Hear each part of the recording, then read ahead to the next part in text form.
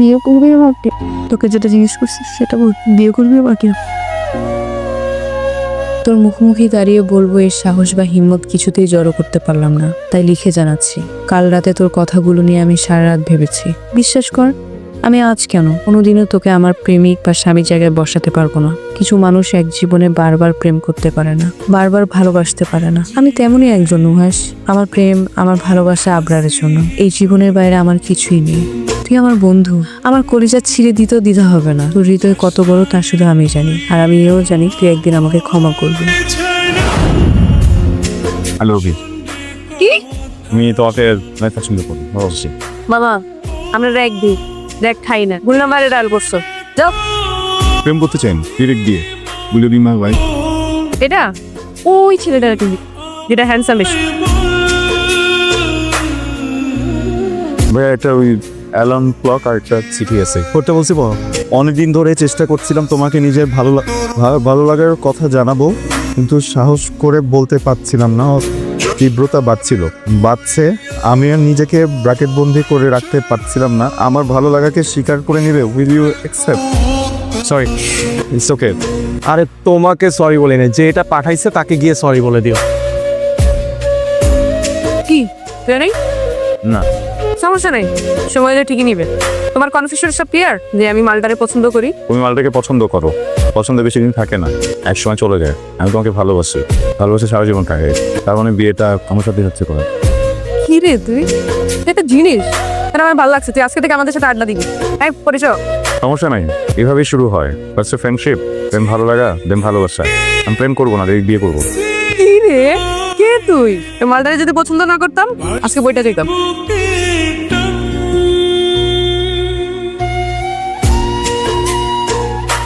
প্রিয় ঝড়, তোর মুক্তা ঝরা দাঁতগুলো আমার ভালোবাসার মতন শক্ত না, সারা জীবন থাকবে না। তাই যতদিন আছে হেসে নে। এই দিক আমার দিক দিয়ে তোর প্রেমিক, তোর দিক দিয়ে তোর বন্ধু। এগুলো কে করছে? আব্বু, আম্মু, তোমরা কি কেউ লুকায় আছো?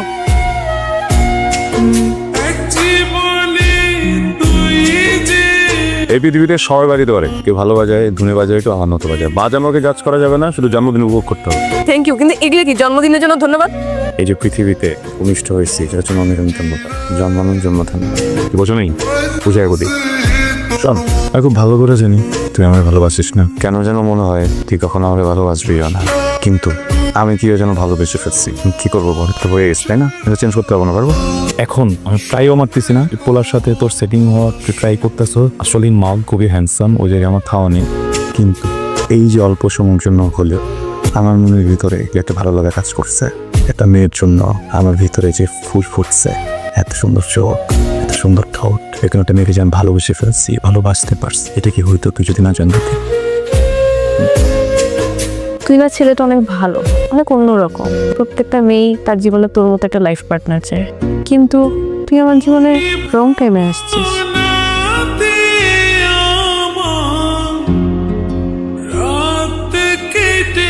কি সমস্যা তোমার? এভাবে কেউ বাইকের সামনে দাঁড়ায়? বোকা ছেলে। This is for you. এই ছেলের ফুল দিতেছো, তুমি কি পাগল? না না, আমি দিচ্ছি না, মানে নির্জয় পাঠাইছি ওরে। ব্রো লিসেন, আমার যা বলার ছিল আমি সেদিন বলে দিছি তো, আবার কি? আপনি বলে চলে গেছিলেন, আমি তো বলতে পারিনি। আমি ওই সুযোগ দিতেন, আমি একটা কথা বলতাম। আচ্ছা ঠিক আছে, শর্টকাটে ছাড়ো। ভাইয়া, আপনার জীবনে হয়তো আজ পর্যন্ত অনেক মেয়ে আসছে, বা হয়তো বা আসে নাই, কিন্তু ট্রাস্ট মি, নির্জয় এমন একটা মেয়ে। এই মেয়ে যদি কারোর জীবনে আসে আর এই মানুষটা যদি নির্জয়কে না রাখতে পারে, এর থেকে বোকার কেউ নেই পৃথিবীতে। কারণ এমন মেয়ে একবার চলে গেলে আর কখনো খুঁজে পাওয়া যাবে না ভাইয়া, লাইফ টাইমে কখনো আসবে না। আপনি 1000টা মেয়ে নিয়ে আসেন, 1000টা মেয়ে আপনাকে একসাথে ভালোবাসো, নির্জয়ের একার ভালোবাসার কাছে না সম্মিলিত ভালোবাসা হেরে যাবে ভাইয়া। আমি বলছি না যে কালকে বিয়ে করে ফেলবেন, প্রেমটা করেন, ও কথা রাজি হয়ে যান।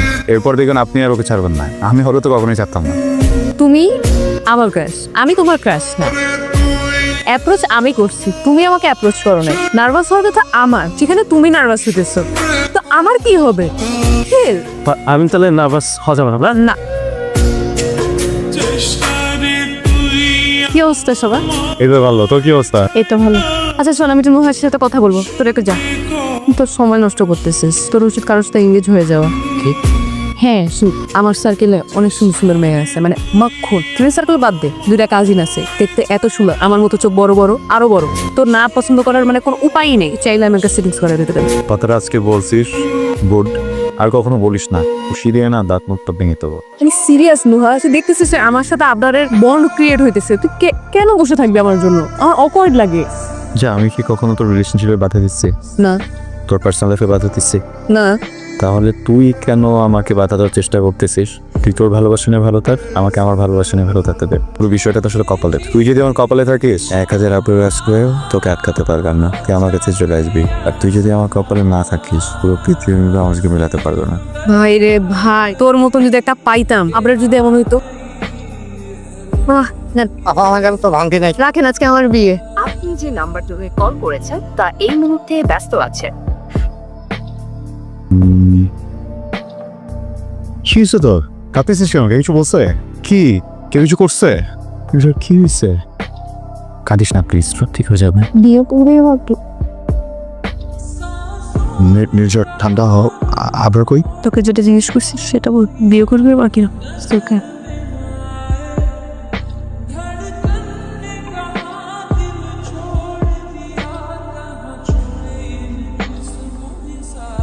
ফ্রি আছিস তুই? কথা বলতাম। আলহামদুলিল্লাহ আমি অনেক হ্যাপি আছি, বুঝছিস। বিয়ের পর থেকে জীবনটা আরো সুন্দর লাগতেছে, কোনো প্রবলেম নেই। তারপর মনে হচ্ছে যে তোর সাথে একটু কথা বলা দরকার। জীবনের না একটা মানে আছে, বুঝছিস। তুই যেভাবে জীবনটাকে গোছাতে চাবি, যেভাবে জীবনটাকে দেখতে চাবি, একদম ওরকম না হলেও কাছাকাছি কিছু একটা জীবন তোকে দিবে। আমাদের আমি আমার জীবনে সবচেয়ে বেশি ভালোবাসি তোকে, আমি আমার জীবনে সবচেয়ে বেশি চাইছি তোকে, আমি আমার জীবনে সবচেয়ে বেশি স্বপ্ন দেখছি তোকে নিয়ে। আজকে তুই আমার লাইফ। আমি না সবসময় তোকে সুখী দেখতে চাইছি, আমি সবসময় তোকে হাসি খুশি দেখতে চাইছি। আমি চাইছি যে তুই আমার চোখের সামনে নেচে বেড়াবি, পাখির মতো উড়বি। আমি তোর চোখ পানি দেখতে চাইনি, আমি নিতে পারি না, বুঝছিস। বলতেছিলাম কি, ওই আবরের সাথে তোর কি হয়েছে আমাকে তো বলিস নাই। আমাকে তো বিয়ে করছে সেটা তো আমি জিজ্ঞেস করি, আমি সময় হলে তুই বলবি। কিন্তু দেখ, আমি হাজব্যান্ড ওর আগে তো তোর ফ্রেন্ড, তাই না? আমি বলতেছি যদি এমন হয় আপনার সাথে তোর যা হয়েছে ওইটা জন্য তুই অ্যাপসেট হয়ে আসিস, ওর সাথে ঠিক করলে তোর মুখে এবার হাসি ফিল থাকবে, আমাকে বল। আমি তোকে আপনার কাছে দিয়ে আসি, বুঝছিস। আমি না এভরিডে তোকে এইভাবে দেখতে পারতেছি না, তুই তো মানুষটা এরকম না, তাই না? হাই, তোর কোনো পার্সোনালিটি নাই? তুই আমাকে বিয়ে করছিস কেন? হ্যাঁ, আপনার কাছে দিয়ে আস।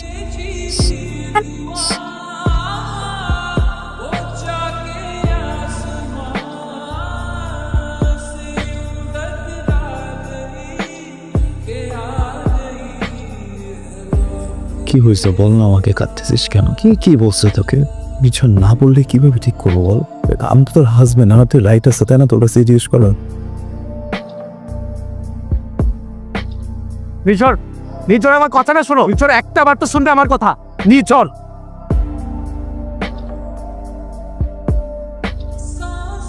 কিভাবে শুরু করব বুঝতেই পারছি না। যদিও গত কয়েকটা দিন ধরে আমি এটা নিয়ে ভেবেছি, তবুও তোমার সামনে দাঁড়িয়ে কেমন যেন স্বপ্নগুলো বারবার হোঁচট খেয়ে যাচ্ছে।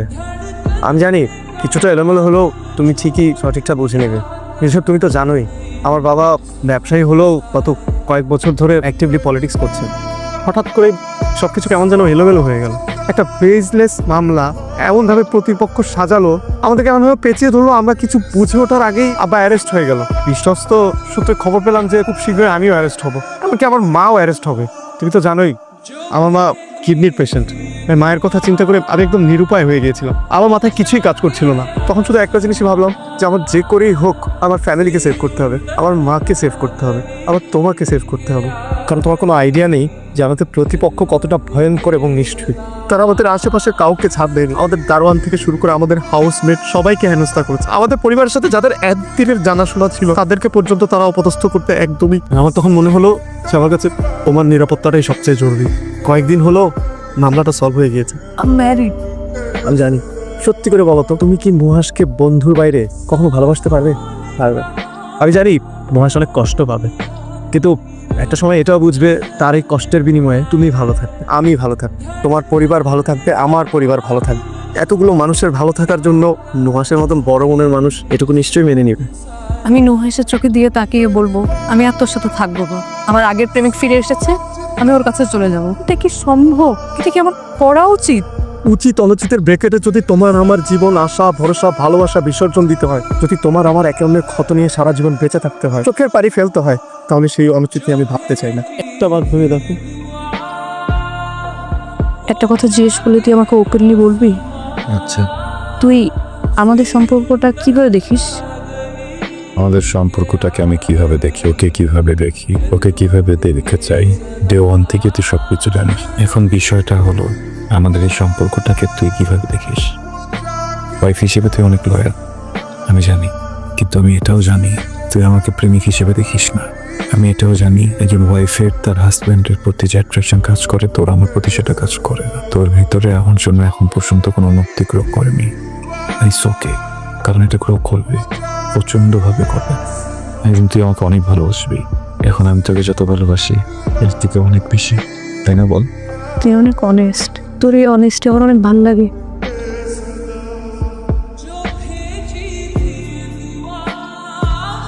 তোর মুখোমুখি দাঁড়িয়ে বলবো এর সাহস বা হিম্মত কিছুতেই জড়ো করতে পারলাম না, তাই লিখে জানাচ্ছি।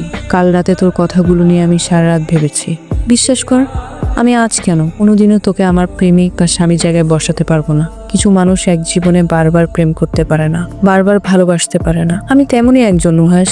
আমার প্রেম, আমার ভালোবাসা আবরারের জন্য। এই জীবনের বাইরে আমার কিছুই নেই। তুই আমার বন্ধু, আমার কলিজা ছিঁড়ে দিতেও দ্বিধা হবে না। তোর হৃদয় কত বড় তা শুধু আমি জানি, আর আমি এও জানি তুই একদিন আমাকে ক্ষমা করবি। আর প্লিজ আমার সামনে আসিস না, আমি নিতে পারবো না, প্লিজ।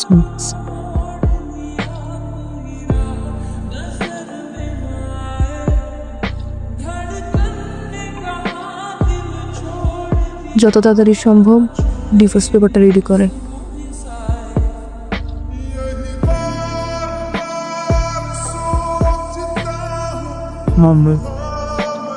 এত ঘৃণা করিস আমাকে, আমাকে রাখলি কেন? মেরে ফেলতি আমাকে, আমাকে জ্বালাই দিতি। তুই আমার জীবনে যে বিস্ফোরণ ঘটায় আসছিস, আমি তার 1% বিস্ফোরণ তোর জীবনে ঘটাই, নাহলে আমি তোর কখনো মাফ করতে পারতাম না। মির্জা,